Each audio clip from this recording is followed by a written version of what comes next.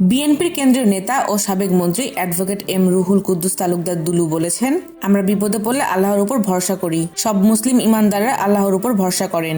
আর আমাদের দেশের পতিত স্বৈরাচার শেখ হাসিনার ভরসা ভারতের উপরে। শনিবার বিকেলে নাটোর সদরের ছাতনী ইউনিয়ন বিএনপি আয়োজিত জনসভায় প্রধান অতিথির বক্তব্যে এসব কথা বলেন তিনি। এম রুহুল কুদ্দুস তালুকদার দুলু বলেন, শেখ হাসিনা বিপদে পড়লে তার একমাত্র জায়গা ভারত। ভারত সরকারের বাংলাদেশের হিন্দুদের জন্য কোনো দরদ নেই। ভারতের সব দরদ শেখ হাসিনা ও আওয়ামী লীগের জন্য। কারণ শেখ হাসিনা বাংলাদেশের ক্ষমতায় থাকলে তারা আমাদের দেশকে শোষণ ও লুটপাট করতে পারে, তখন ভারতের সুবিধা হয়। এই জন্যই ভারতের শেখ হাসিনার জন্য এত মায়া কান্না। তিনি আরো বলেন, শেখ হাসিনা ও আওয়ামী লীগকে বাঁচাতে তাই ভারতীয় মিডিয়া প্রতিদিন মিথ্যা প্রোপাগান্ডা ছড়াচ্ছে। হাসিনা ভারতে বসে বসে আমাদের দেশকে অশান্ত করতে একের পর এক ষড়যন্ত্র করছেন। আওয়ামী লীগের ফেসবুক পেজ থেকে এবং তাদের আত্মগোপনে থাকা নেতাদের ফেসবুক পেজ থেকে নিয়মিত মিথ্যা সংবাদ প্রচার করে দেশকে অশান্ত করার অপচেষ্টা চলছে।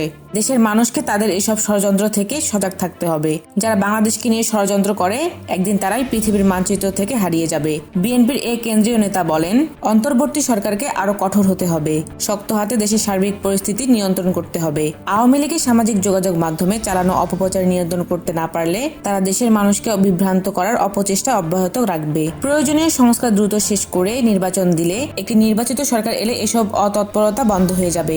সদর উপজেলার ছাতনী ইউনিয়ন বিএনপি সভাপতি জালাল উদ্দিন মোল্লার সভাপতিত্বে স্থানীয় পণ্ডিত গ্রাম উচ্চ বিদ্যালয় মাঠে আয়োজিত জনসভায় বিশেষ অতিথি হিসেবে বক্তব্য দেন দুলুর মেয়ে ব্যারিস্টার তাসনুভা তাবাসসুম রাত্রি, নাটোর জেলা বিএনপি সদস্য সচিব রহিম নেওয়াজ, যুগ্ম আহ্বায়ক কাজী শাহ আলম ফরহাদ আলী, দেওয়ান শাহিন, নাটোর পৌর বিএনপির আহ্বায়ক এমদাদুল হক মামুন, জেলা যুব দল সভাপতি এ হাই তালুকদার ডালিম, স্বেচ্ছাসেবক দল সভাপতি আসাদুজ্জামান আসাদ, ছাত্র দল সভাপতি কামরুল।